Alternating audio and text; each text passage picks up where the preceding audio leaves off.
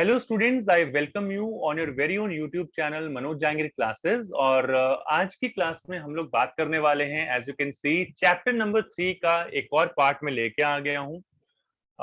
यहाँ पर हम लोग बात करेंगे एग्रेरियन रिफॉर्म्स की। एग्रीकल्चर में क्या क्या रिफॉर्म्स आए उनकी बात करेंगे। क्या क्या रिफॉर्म्स आए इसको समझने के लिए आपको फीचर्स, इंपॉर्टेंस और प्रॉब्लम्स ऑफ इंडियन एग्रीकल्चर समझना बहुत जरूरी है, तो वो जरूर आप गो थ्रू करें। बाकी ये 3 तरीके के रिफॉर्म्स हुए, 3 टाइप्स में हम लोग डिवाइड कर सकते हैं। टेक्निकल रिफॉर्म्स, लैंड रिफॉर्म्स और इंस्टीट्यूशनल रिफॉर्म्स। ध्यान रखिए, इसी को बोला जाता है। जनरल रिफॉर्म्स बहुत जनरल हैं, you people can simply write about them. So basically you need to pay attention on these two measures, these two reforms. Technical reform is basically related to technical aspects related to agriculture.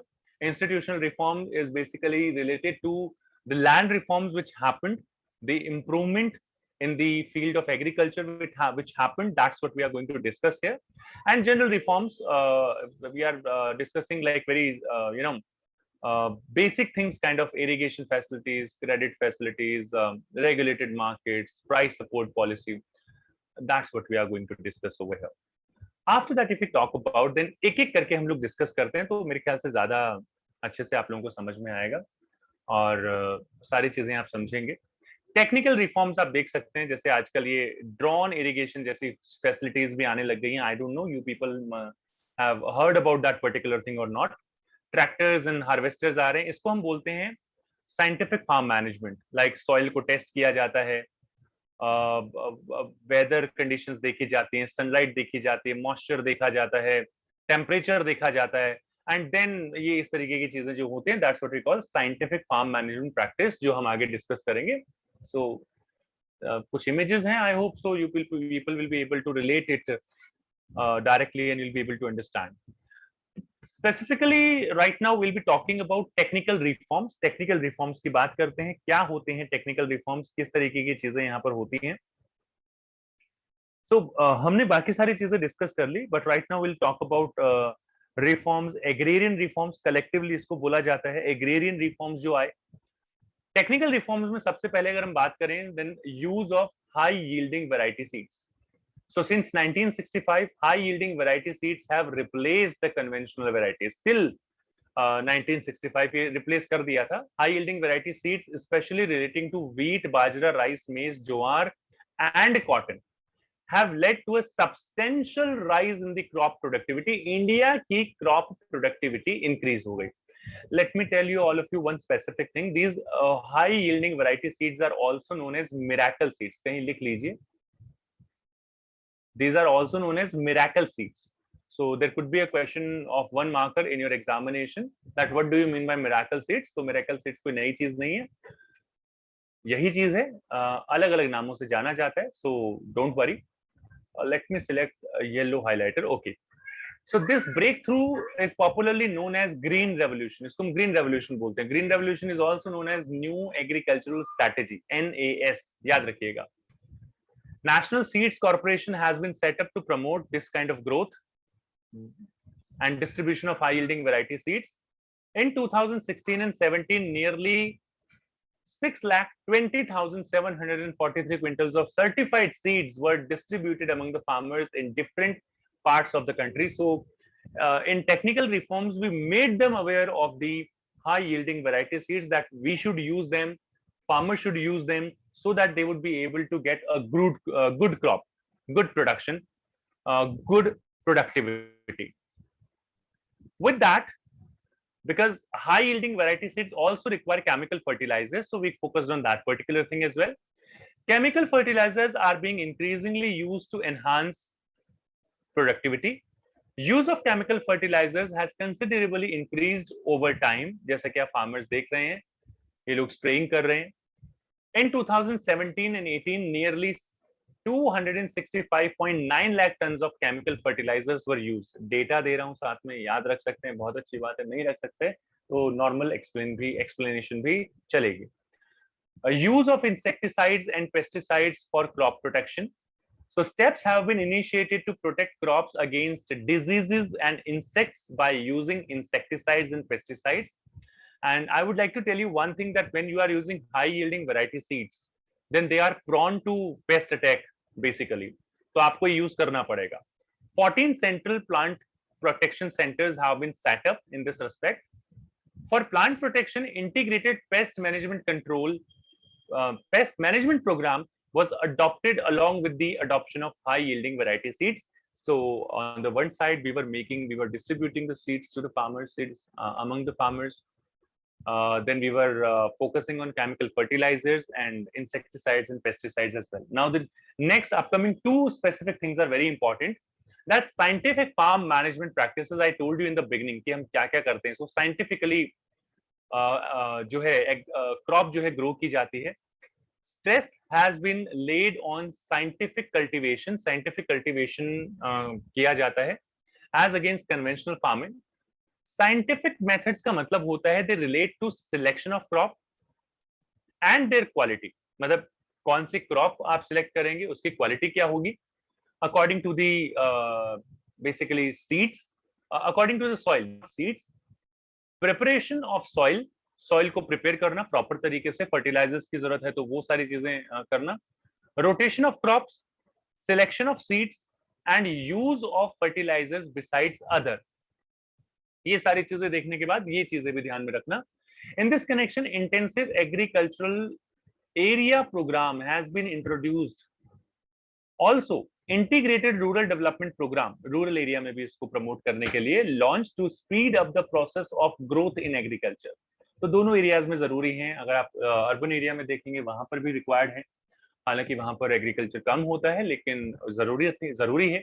And rural area के लिए भी एक integrated rural development program जो है वो चलाया गया for the promotion of such kind of things. Let's talk about the next slide.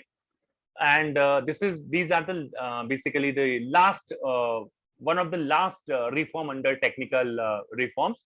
Mechanized means of cultivation. As you can see, the thresher, people are using different machinery actually for in the field of agriculture. That's what we call mechanized means of cultivation. Several measures have been taken to spread the use of mechanized means of cultivation to enable the farmers to buy agricultural machines. Cheap credit facilities are provided by cooperative societies, small and marginal farmers agencies, RRB यानी कि regional rural banks and commercial banks, कि ये basically purchase कर पाएं. नई machinery है, महंगी होती है, finance की requirement है. If the government would be able to sort out that particular problem, then farmers can afford such kind of expensive equipments which are used in the farming, and the farmers can increase the productivity. There are 5 points under technical reforms which I have discussed here. In case you people want to ask something, you can write down in the comment section. I'll take you on that particular slide and I'll definitely clear your doubt. So till now, I'm not able to see any doubt from all of you. So we are moving to the next type of reforms, that is institutional reforms, which is also known as land reform. Institutional भी बोलते हैं, land reforms भी बोलते हैं, कुछ अलग नहीं. Land reforms की बात करेंगे, land से related kind of abolition of rent, abolition of intermediaries, regulation of rent, not abolition. Abolition तो rent का नहीं हो सकता.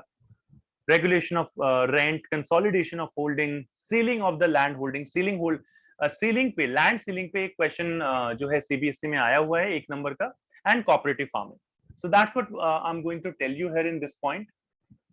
सबसे पहले हम बात करेंगे land reforms की. Abolition of intermediaries. आप देख रहे हैं यहाँ पर जो intermediaries हैं वो आते हैं, बहुत थोड़ा सा profit जो है farmer को मिलता है, बहुत ज्यादा वो ले जाते हैं. So intermediaries between the state and the actual tiller of the soil, popularly known as zamindar. मेरी जमीन, tiller कोई और है, मैं उससे काम करवा रहा हूं. That kind of thing was very prevalent at that time. Ownership rights have been conferred upon those who actually cultivate. और हुआ क्या उसके बाद? Cultivate the soil.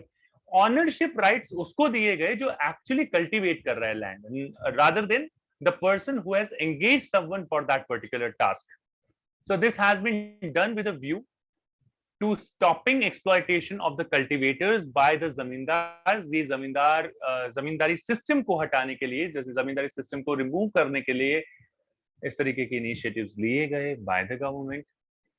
कितना इंप्रूवमेंट हुआ कितना नहीं हुआ वो हम बाद में करेंगे, बट अबॉलिशन ऑफ इंटरमीडिएट्स किया गया। The person who is working on the land will be given to that particular person only. जो काम करेगा लैंड उसी की होगी। इससे क्या होगा, they would be able to make investment for the development of the land and they would be able to get good amount of profits and productivity will also increase, ऐसा गवर्नमेंट का मानना था। रेगुलेशन ऑफ रेंट, मैंने ये image पहले भी use कर रखी है, फिर से यूज कर रहा हूँ। रेगुलेशन मतलब कि यहाँ पर मेहनत जो कर रहा है वो फार्मर कर रहा है, लेकिन जो बेसिकली प्रॉफिट जो है वो जमींदार वगैरह या ये ले जाते हैं। As you can see in both the pictures, कौन क्या कर रहा है क्या नहीं कर रहा। To put an end to excessive and illegal extortions from the cultivators, rents have been fixed. Rent को fix किया गया। Generally these are not exceed 1/3, यानी कि 33.33% से ज्यादा नहीं हो सकता। But for your kind information, India में आज भी काफी सारी जगह जो है रेंट बहुत ज्यादा अमाउंट में लिया जा रहा है। एंड ऑब्वियसली फार्मर्स के पास कोई चॉइस नहीं है, because of that such kind of things are happening, but government ने ये अमाउंट फिक्स कर रखा है। Let's talk about the next point, that's consolidation of holdings with a view to reducing fragmentation. मतलब लैंड का जो फ्रेगमेंटेड हो रही है, छोटे छोटे पार्ट्स में डिवाइड हो रही है, फ्रेगमेंटेशन उसको बोलते हैं। Steps have been initiated for the consolidation of holding. Consolidate करना, कैसे कंसोलिडेट करना, लेट्स अंडरस्टैंड दिस थिंग। मान लीजिए ये अलग अलग पीस ऑफ लैंड है, यहाँ पर कुछ और डिवाइड कर देते हैं और ये इक्वल पीसेस हैं सारे। तो मिस्टर ए की लैंड है यहाँ पर और ए की लैंड है यहाँ पर, मिस्टर बी की लैंड है यहाँ पर और बी की लैंड है यहाँ पर। या फिर यहाँ के बजाय मेरे ख्याल से यहाँ करेंगे तो ज्यादा अच्छा रहेगा। तो instead of instead of dividing the land in such a way, हम क्या करेंगे कि बी को जो है वो यहाँ का एरिया दे देंगे और यहाँ का एरिया जो है वो ए को दे देंगे, so that they both can do agriculture on the collective land. खुद की लैंड पे जो है, इसको कंसोलिडेशन बोलते हैं, to bring the land at one place for a farmer. और ये जो जिस तरीके से इनकी लैंड अवेलेबल है उसको हम स्कैटर्ड होल्डिंग बोलते हैं। So consolidation is a practice to allot land to the farmers at one place as a replacement for his scattered holding here and there. अलग अलग जगह पे जो उसकी होल्डिंग है उसकी जगह उसको एक जगह पे लेके आना। इवन तो इसके लिए भी काफी सारे फार्मर्स ने प्रोटेस्ट किया कि भाई ऐसा है कि मान लीजिए ये वाली लैंड जो है बहुत प्रोडक्टिव है, be doesn't want to leave that land, लेकिन गवर्नमेंट ने उसको ए को दे दिया। तो इस तरह के कॉन्फ्लिक्ट्स भी हुए। It saves the cost of cultivation. Definitely you can if your land size will increase, आप you can use modern technology there, modern technology use कर पाएंगे, your cost of cultivation will decrease, so definitely it will benefit the farmers.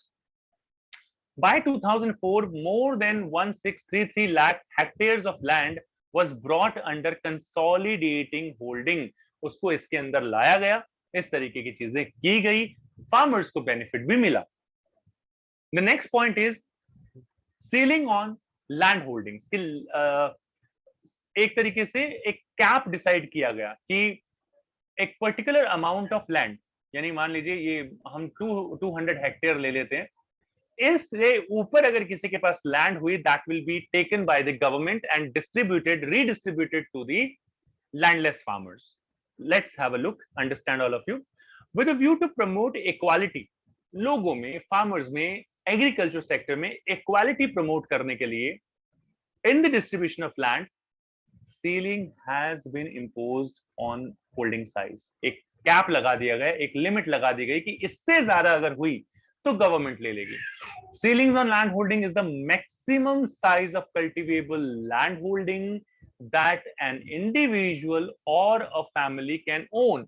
एक family इस amount से, इस quantity से ज्यादा land अगर आपके पास होगी तो government will forfeit that particular amount of land. The surplus land over and above the ceiling limit has been resumed by the government and redistributed among smallholders or landless laborers so that their standard of living will increase, their situation will increase, and they would also be able to earn their livelihood by doing agriculture. So ये एक reason था. And the next point is cooperative farming. काफी सारे farmers हैं, एक जगह collect हुए और farming करने लगे. That's what we call collective farming. Cooperative farming is encouraged to enhance the bargaining power of the smallholders. छोटे छोटे farmers हैं, bargaining power उनकी अच्छी हो जाती है. Together they can buy inputs at lower price, and sell their produce at a higher price. Market में जाएंगे, एक पर्सन है जो let's say 100 quintal wheat cell कर रहा है, sorry let's say 100 KG cell कर रहा है, और उसके बजाय अगर आप 5 क्विंटल सेल कर रहे हैं या 10 क्विंटल 20 क्विंटल सेल कर रहे हैं, इट मेक्स अ डिफरेंस. सो आपके पास एक अच्छी खासी बार्गेनिंग पावर आ जाती है. Because of that you can get a good price of your crop. अपनी क्रॉप का आपको एक अच्छा खासा प्राइस मिल जाता है. I'm keeping an eye on the comment section, all of you. In case you are having any kind of doubt, any problem, you can write there, and definitely I'll take your doubt and I'll clear your doubt at the same time. So this is about land reforms, one of the very, very important topic. Institutional reforms. Exam में CBSE में मेरे ख्याल से अगर आपको करना चाहिए तो लैंड रिफॉर्म्स को जरूर करना चाहिए, टेक्निकल रिफॉर्म्स को जरूर करना चाहिए. एक छोटा सा सेक्शन हमारे पास यहाँ पर जनरल रिफॉर्म्स का भी आता है. We are not going to talk about all those particular things right now, क्योंकि बहुत बेसिक चीजें हैं वहां पर. लाइक आप एग्रीकल्चर फैसिलिटीज को इम्प्रूव कर दीजिए, आप इरिगेशन फैसिलिटीज को इम्प्रूव कर दीजिए, आप जो है मतलब बहुत नॉर्मल सी चीजें यहाँ पर होती हैं. You can C irrigation facilities को इम्प्रूव करना, क्रेडिट फैसिलिटीज को इम्प्रूव कर देना, रेगुलेटेड मार्केट को एस्टैब्लिश कर देना, कोऑपरेटिव मार्केट को बनाना, और price support policy, maximum price support जो होता है. You people know this thing that at the time of sowing of the seeds, government announce the price for the farmers so that they will feel secured and they will not leave agriculture, they will not leave this business. काम करते रहें, produce करते रहें. Farmers की security के लिए ये price government announce करती है. So this is all about the reforms. बहुत बेसिक चीजें हैं, कोई ऐसा अलग नहीं है यहाँ पर. तो we are not explaining general reforms. General reform में आप जनरली कुछ भी एक्सप्लेन करेंगे related to the point that is gonna work, क्योंकि अभी प्रॉब्लम्स बता चुके हैं, फीचर्स बता चुके हैं, इंपॉर्टेंस बता चुके हैं. तो I hope you people will be able to understand all such things. बाकी अगर आपको और भी कुछ वीडियोस की रिक्वायरमेंट है, आप जाइए नीचे डिस्क्रिप्शन में चेक कीजिए. ऊपर अगर आप देखेंगे यहाँ पर जो है ये इस तरीके का जो आई बटन है, वहां पर वीडियोस के अलग अलग लिंक शेयर हो रहे होंगे. आप चाहें तो वो प्लेलिस्ट चेक कर सकते हैं. बाकी मिलते हैं आपसे नेक्स्ट क्लास में. Till then take care and good bye all of you, and keep watching Manoj Jangir classes.